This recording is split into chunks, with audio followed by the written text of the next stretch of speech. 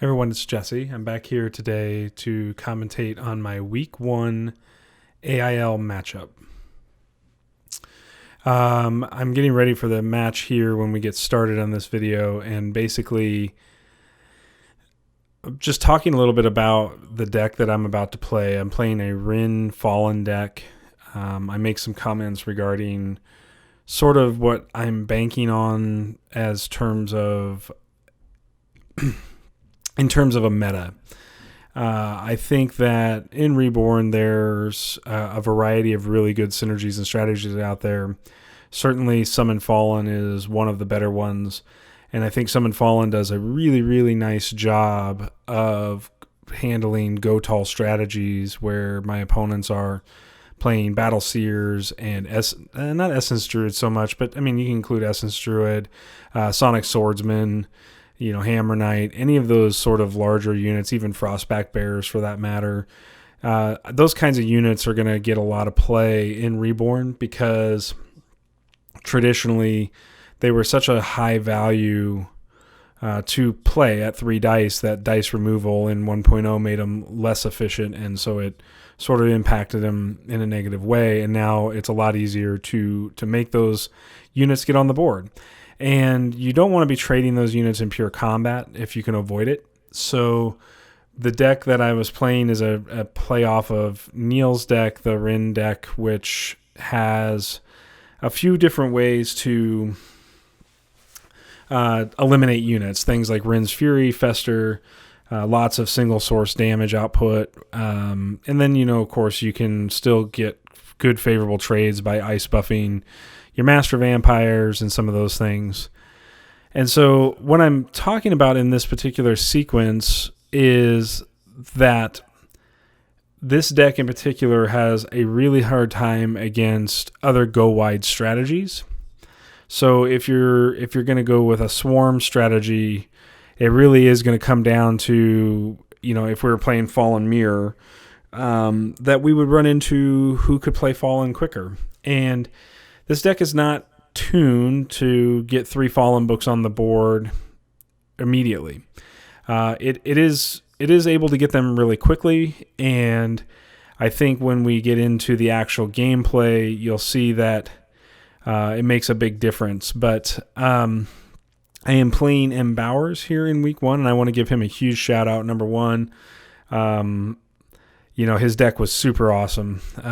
Just doing what the Rin deck we built was doing, only better. And he was super friendly through the whole process. But just a great competitor, and I would happily play somebody like him anytime because he's just a really solid competitor and also just a really good dude. So, I'm going to shut up for now. We'll cut over to the gameplay, and then we'll start to do some commentating about what I was thinking about through my actions, what I was watching my opponent do.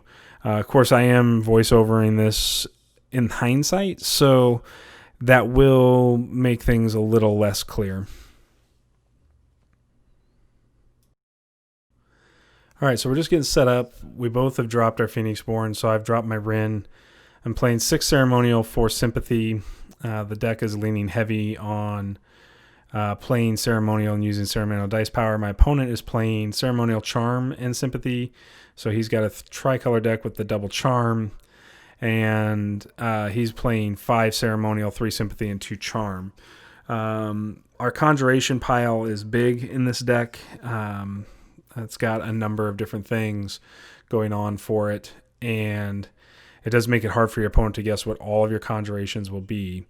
One of the first things I immediately noticed about playing Koji, and you saw me sort of just highlight over the top of him for a second, was the Battlefield of 10.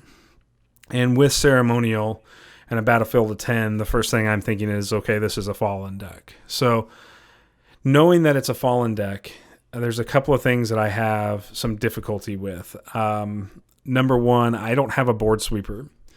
Nothing in this deck is going to wipe out my opponent's board or my board and sort of reset the game state. So that creates a problem because even if I can keep his Fallen down or keep him locked down, do anything of that nature trade favorably with him, anything of that sort of mindset, I still just have the fact that he can have 4 more units on the battlefield than I can have. And so that is going to create a battlefield disparity over time that I cannot overcome. And so I know that's going to be a problem right out of the gate. I've selected my first 5. I don't have, like I said, I don't have a really good plan for dealing specifically with this. So I just go with cards in hand that were going to help me draw and dig for my Fallen, because I kind of felt like this was going to be a race to Fallens. And so I start with a Summon Fallen, a Scald, a Magic Siphon, an Expand Energy, and a Chant of Worship. Chant lets me draw cards. Expand Energy is going to let me draw. Magic Siphon is going to let me fix some dice. And Summon Fallen is obviously just there to turn on for later. My opponent wins the dice roll in terms of the number of basics and decides to go first. What he tells me in this game is he goes, well, I need to meditate, and I don't know how many I'm going to need to meditate until I flip. And so he's specifically looking for a card, and what I figure that to be is the second copy of Fallen. And I am right on that. When he meditates, what he got very fortunate on was his 6th card, first card on the top of the deck, after his first 5 is a Summon Fallen book. So he only has to actually meditate 1, which means that he doesn't lose any other sort of value cards in his deck to get second copy of Fallen. And I'm get a little nervous when I see the first Fallen book come down, because there's not much I can do there. And there's the Fallen book meditated away.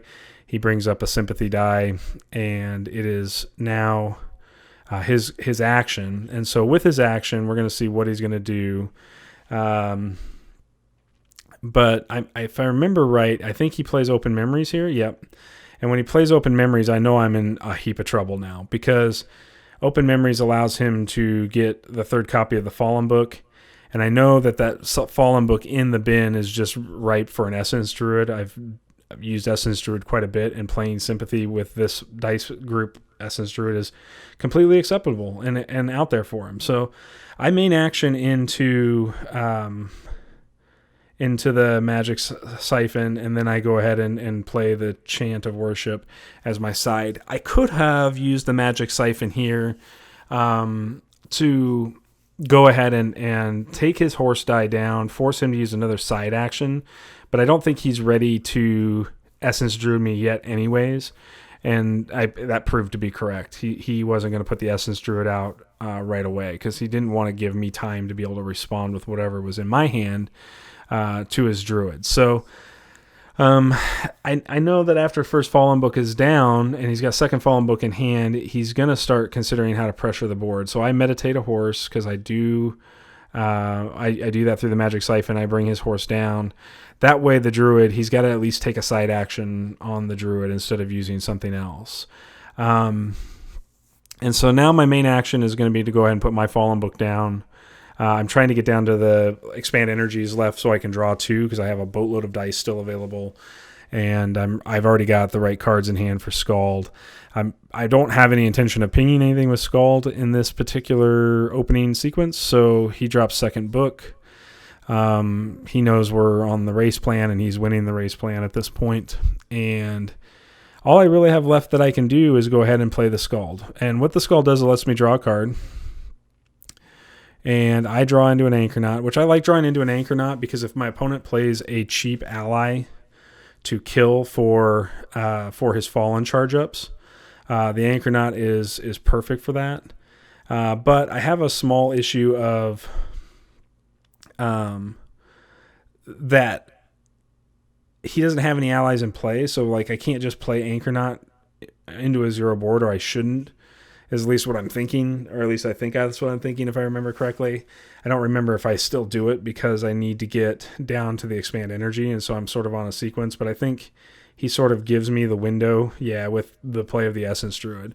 So now I have an obvious window to play Anchornaut and ping the Druid, and that does get back his third Fallen book. I know he's going to want to kill the Druid. Lots of ways to do that, but Scald can't fight Druid favorably.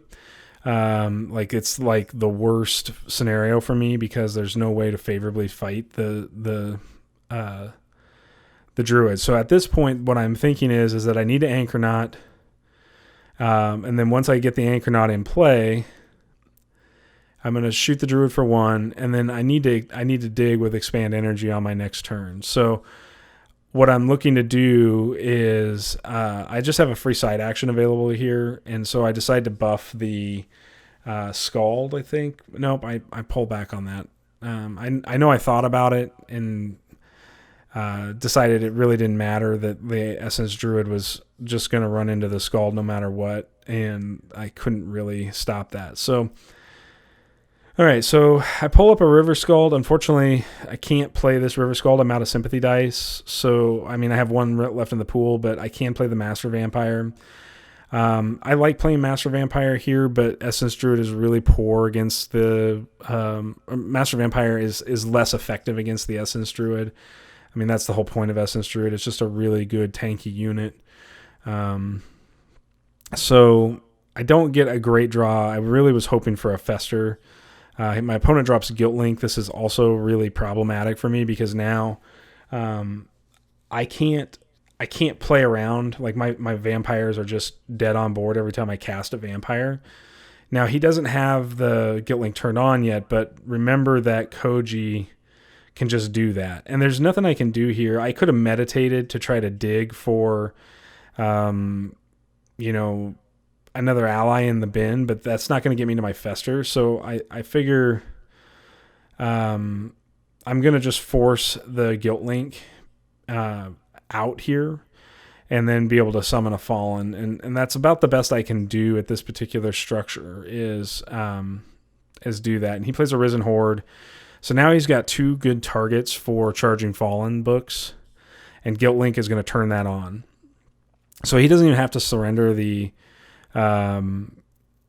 Essence Druid here. So I'm trying to decide what is my course of action. Well, the best thing I can do is attack, and the vampire can't be guarded against. So either I put 2 on the Druid and let him recover because I have no way to do another 2 damage to the Druid, or I kill the Horde, or I attack directly into PB face. I go ahead and meditate.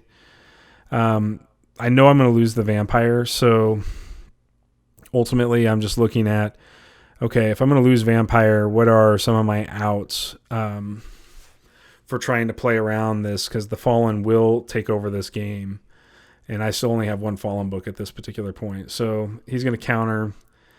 I kill that. He makes a couple of Fallen off of the Risen Horde, and then gets to charge his Fallen book. And so the engine is in full gear, and I really don't have a good response to this. There's very few things that I can do.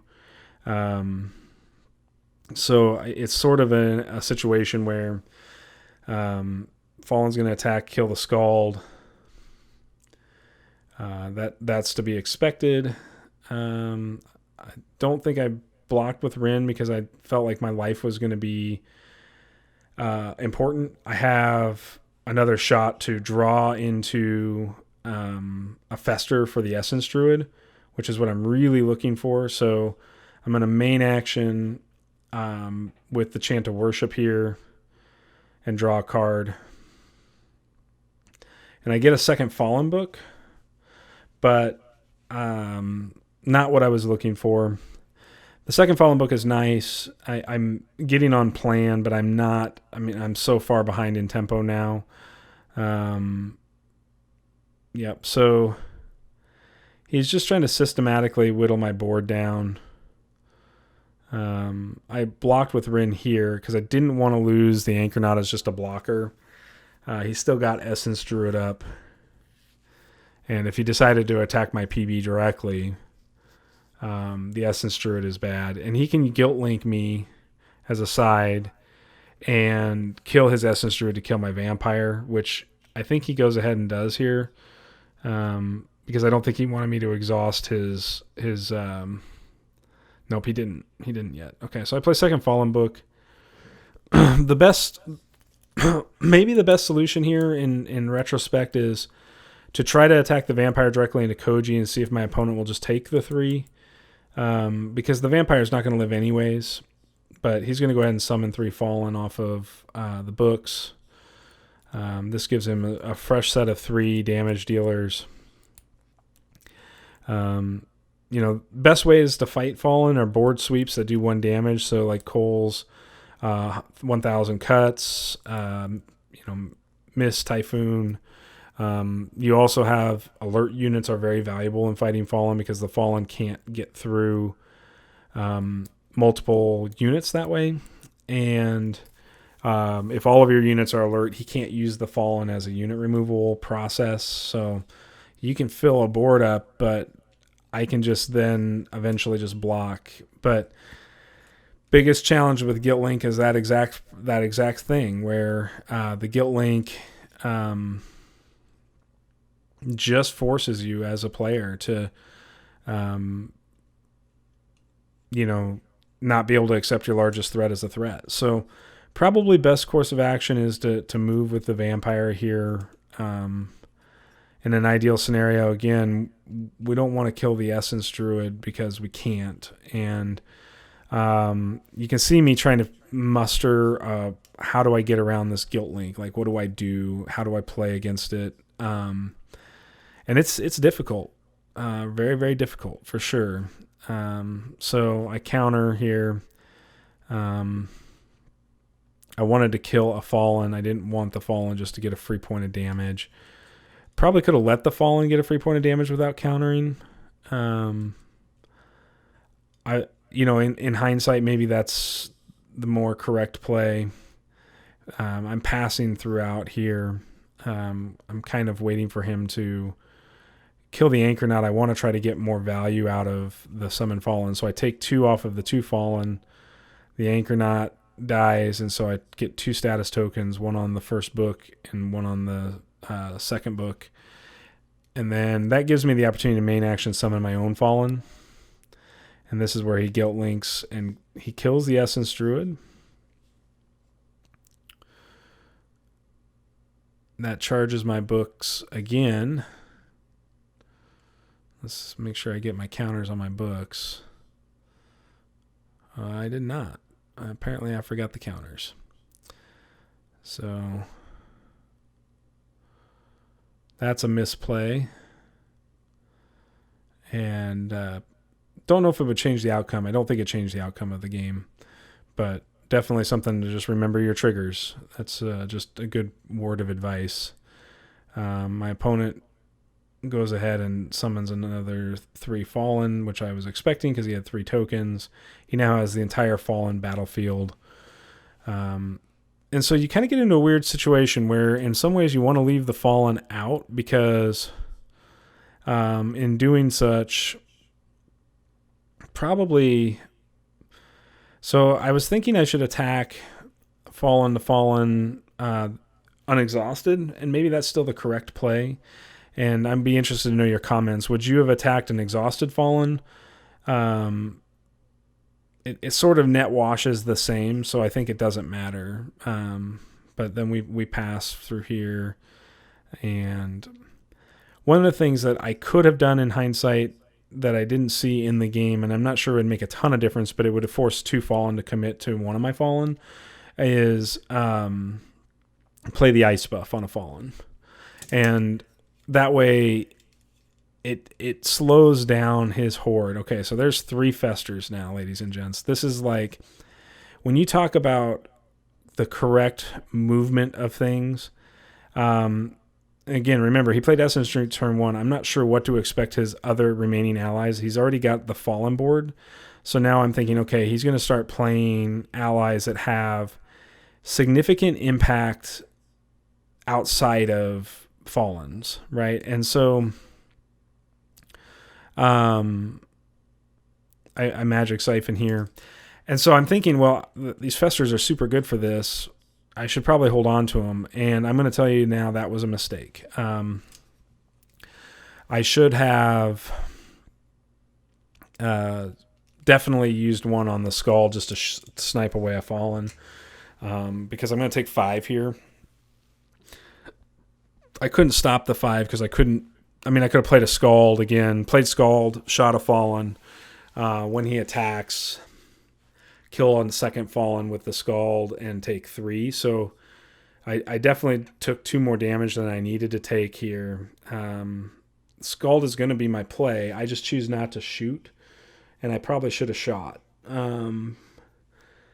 But I also think that there's just, at this point, I've got a spare fallen sitting on the board, and it's never going to be an equal number of tokens because that book was out before. But again, I'm sort of digging, trying to find something. I'm thinking about pitching a Fester, and like I said, I probably should have just gone ahead and pitched a Fester to kill one of the fallen. Being that they're exhausted out and the books have nothing charged on them yet, like, I'm sort of looking at it going, okay, he's got 5 out of his 7, or I think it's 6 copies of Fallen. And ultimately, I thought every time he's going to activate a book, he's going to get less and less value from the Fallen books. So now I've got an Anchor Knot in hand. I think, yeah, he actively kills my Scald with his Guilt Link. This is where, and I should have a token on Chant of Worship as well. Let's make sure I get that there. Yep. This is where I think,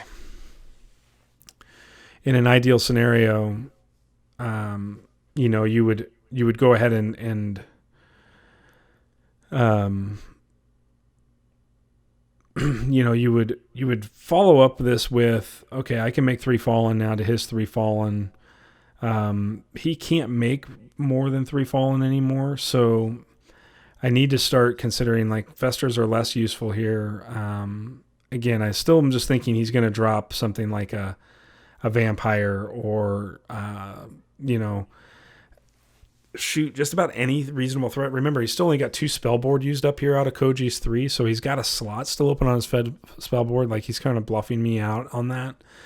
I definitely just hadn't seen this deck, and so I didn't know what to expect. So I go ahead and play 3 Fallen on my own, and I think this is probably incorrect, because what I should do is, at the very least, snipe a Fallen off the board with the Anchor Knot. The second Fallen comes in and hits my own Anchor Knot if he chooses to do that, and charges my books again.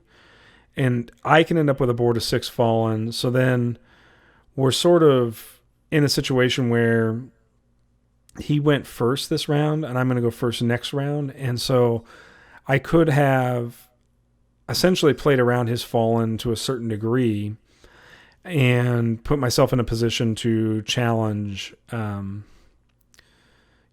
the overall position of the game. And it's hard to see this in game. I'm just going to put that out there. I really didn't see it in game, and it's a pretty drastic mistake. I'm still digging here. Again, I think what I'm digging for at this point is just an answer. And here he plays a Violinist. He deals a damage to my Fallen. Like, this is just getting pure value at this point. So if I knew to expect Violinist, then my last turn play would have made a lot more sense, right? Because then he doesn't have, if I had played Anchor Knot over the Fallen, then he doesn't have just a free Fallen target to hit me with. He's got a requirement of, okay, I gotta do something else. And then I make a pretty drastic incorrect play too in leaving the Violinist up. I just didn't take into account her power turn over turn to snipe the board for 1, and that's a big mistake also. So, I mean, probably in hindsight, if I play Anchor Knot and snipe a Fallen, opponent plays Violinist, snipes the Anchor Knot, I can play a bunch of Fallen. But here, what I should be doing is taking my Fallen and smacking his Violinist. I'm going to go ahead and Anchor Knot, and I'm going to shoot an unexhausted Fallen, which is, again, what I should have done last turn, not this turn. And because of that, I leave up the Violinist instead of just taking the Violinist down. Because, again, with all these Fallen on the board, each time he summons Fallen, he's just getting less value from the summon Fallen because he can only get so many, right? You can't, that's where it hits. That's where it ends. So, but I should have gotten a unit on the board again. That's sort of the main thing here. So now I've sort of got an off turn where I can decide what I want to do. I care less about the raptor hatchling than I probably should, but I'm thinking to myself, if I don't deal with the hatchling now or kill something on my opponent's board now, hatchling is turned on for an attack. So I think I make the decision to what do I do here? Yeah, meditate 1. Lose a Ren's Fury. Can't use the dice power ability, but I'm just setting up to get Anchornauts back. I'm going to draw a card. And this is probably a mistake as well, but I do have the River Scald yet again, but I don't have 2 dice for Scald here. So also something to take into account is I have a lot more ceremonial dice than sympathy dice, so I had no need to spend sympathy dice this turn on things that I had played. And I could have held the sympathy dice knowing that Scald is my best sympathy play. So just should have realized these Festers are just 1 damage in my hand at this point. My opponent shows me the Sleeping Widows. That scares me even more because now he can Guilt Link and still make 2 units, which is out of this world. But I mean, it's pretty awesome. I'm super stoked about how this deck functions. I was surprised he didn't commit to an all-out attack, but I guess he just didn't want to trade the Herder at this point. I'm not sure what the reasoning behind that is, but I'm going to search out an Anchornaut, get an Anchornaut, and then I play the Anchornaut, and I think I shoot the Raptor. So at this point, what I should have done, because I didn't have a good sympathy play anymore, I should have paid for the Anchornaut with sympathy and left my 3 ceremonial dice, because 3 ceremonial dice allows me to continue to pump out Fallen. So I was also a play mistake in just not thinking through things. Those are the kinds of decisions that have implications that you don't understand while you're playing the game, but will have long-term impact. And so he flash archers me, to be expected. I think at this point, my best options, because I can't play Scald, is to meditate 2. We're not going to get a vampire out because, I mean, I could get a vampire out, not on dice power. So, again, I should have killed the violinist. And he lets Koji take it.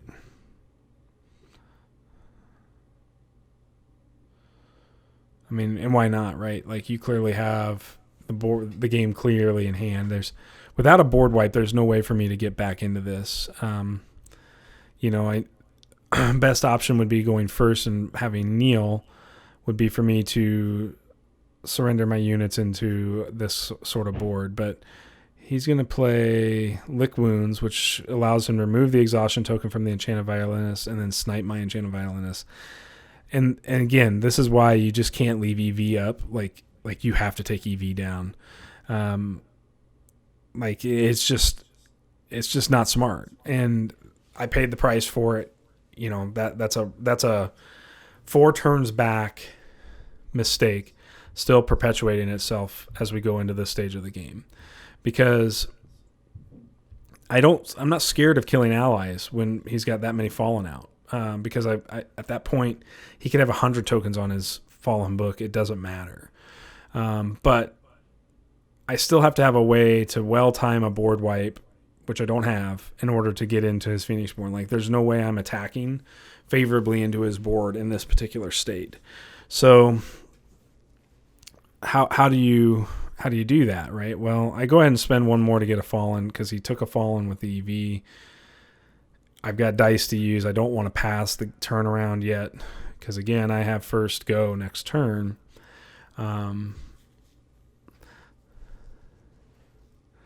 So I main a fallen. It also sets my books back to 0, which just means that when my Anchornauts die, I get the right charges. Okay, so this should have tipped me off too, because he's attacking with the archer. I think he's walking into a Rin's Fury, but I should have known with the charm dice going to power side that he was actually going to... nope, he didn't do the Golden Veil here. That's right. So I Rin's Furied out, kept my Fallen alive.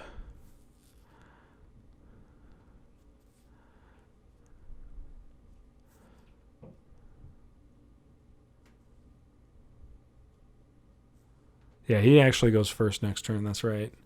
I think he just has me on board because of that. So again, Scald, I should have used the Festers as a single point of damage against the wide deck. That's a major misplay on my part. And then the Anchor not killing the EV cost me 2 cards. That's also a major misplay. And then secondary to all of that is... I most likely should have been digging for Fire Archers to do damage directly to my opponent's board and just attacking into allies and charging Fallens so that he's got less value out of the Fallens. Because I'm at 4 to his 6, so like, you know, again, trading Fallen here for the Raptor Herder. The Raptor Herder is literally doing nothing. But again, I'm thinking like, okay, he's going to attack that herder anyways. But knowing he has the ceremonial dice power, like giving him a herder back probably is bad news bears, but he just makes another EV and shoots me. Because I just have to pass turn here. And so he's going to shoot the Fallen because he doesn't want to turn the book on, which is smart. It's correct play. Again, I had a bunch of side actions I could have used where I could have just ice buffed my Fallens, and that takes him out of the scope of EV. So I didn't play well here, but I'm taking nothing away from M. Bauer's deck here. This deck is brutally efficient and forces you into a lot of situations where you're probably going to make some really poor plays. What I should have done here is I should have pitched 2 of the Festers, left 1 Fester in hand for the Scald, and drawn 3 new cards because I'm almost dead anyways, and he's going first, and I think he's going to attack me first anyway, so he's going to side action EV, clear the board. He's going to then attack for 7, and there's just no way around that. I drew from the wrong deck.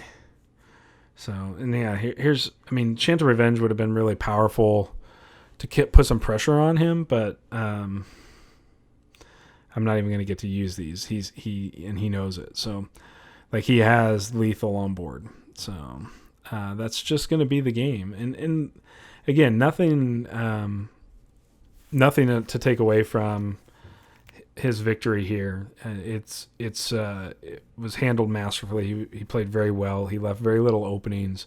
But I do think that there are a few ways to fight this deck, and we'll talk about them on stream and go through some options and play through a few more of these matches. I'd like to replay this match just knowing what I know in hindsight again, and I think that's one of the things I'll tell everybody. Like, if you're playing an AIL, even if you don't ever have a content stream, like, just load up OBS and capture your TTS gameplay and watch it, because you'll see things that you do incorrectly, and that's how you're going to learn. And you can do it for your wins and your losses and see things that you could do differently that would allow you to be more efficient as a player. So I do appreciate everybody that stuck around and watched the match. I had a ton of fun, and I look forward to week 2 and my next opponent.